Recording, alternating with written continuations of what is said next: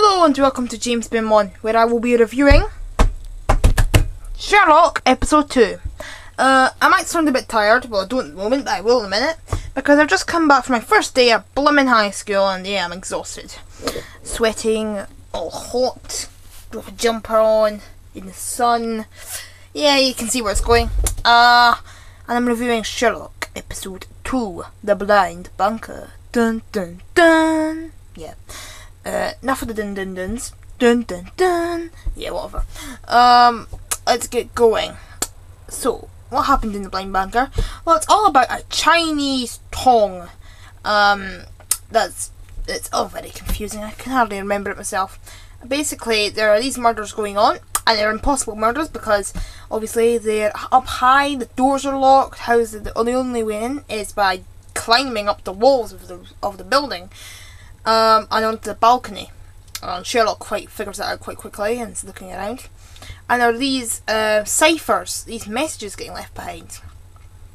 Basically, yellow spray paint markings on the wall in the Chinese numbers. And some people who look at them, so every person that's getting murdered that they're finding has looked at these ciphers and they have something to do with it. And it turns out, don't watch this review. There are spoilers in it if you haven't seen it already. Okay, I'll give you a few seconds to go away. Okay, that's enough time.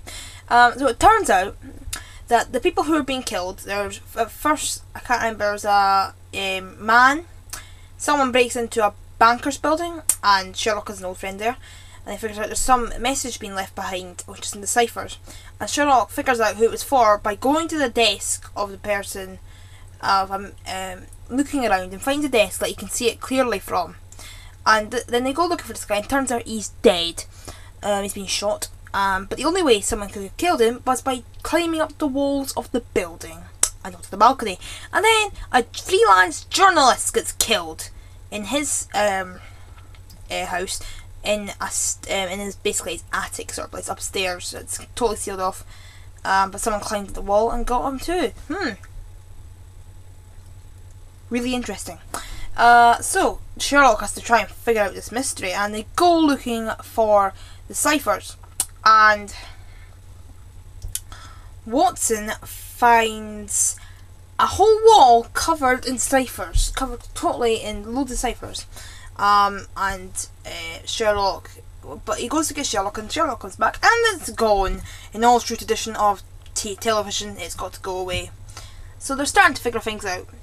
They then find out about a Chinese woman who's doing a teapot display in a museum who suddenly went missing. And they go looking for her and find out she's still in the museum hiding, but she's hiding from whoever's killing these people. It turns out it's her brother, and she used to be working for a tong in China, supplying all sorts of valuable things to people.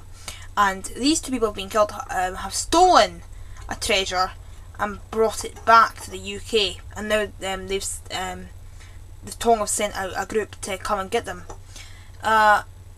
The brother finds the sister in the museum, and Sherlock and Watson split up and leave the woman on their own to try and catch him. But the brother finds out by getting past Sherlock and Watson and kills her. So the woman's dead, and now they've figured most of the plot out. Then Watson and his new girlfriend are going to go to the circus, and Sherlock notices that says Chinese circus, 1 night only, which means that the Tong have sent a rescue party via a circus to come and reclaim the treasure. 1 night only. They've only been booked for 1 night. So they go along, and Sherlock goes backstage and gets in a fight with someone, basically. And now he knows who they are, and the Chinese people get lost. But they kidnap Watson's girlfriend and Watson at some point, if I'm remembering correctly, and Sherlock has to come and rescue them. In the end, it's quite good, and the final scene was really gripping when it turns out that this again has been sponsored by Moriarty, the big enemy in the third one, and you see the Chinese woman, the enemy from the Tong, who escaped, on her computer, typing, messaging over some sort of messaging network, saying, "We will not reveal your identity." Then it comes back, "I'm sure you won't." And then a red dot appears on her forehead, screen blanks out, gunshot. Yes, so she basically gets splattered. That's the evil Chinese woman from the Tong. It's a good episode, very talented when I like the Tong. And quite a good piece of entertainment. I loved it. I loved watching it. It was really a bit of a treat. I hope they bring out more Sherlock episodes. That's all I'm saying. Now, James should be reviewing episode 3 tomorrow, the final in the series. And then after that, I don't know what we'll be doing. Back to Doctor Who reviews, I think. And I'll see you on Friday. And I don't know what I'll review, but you'll find out.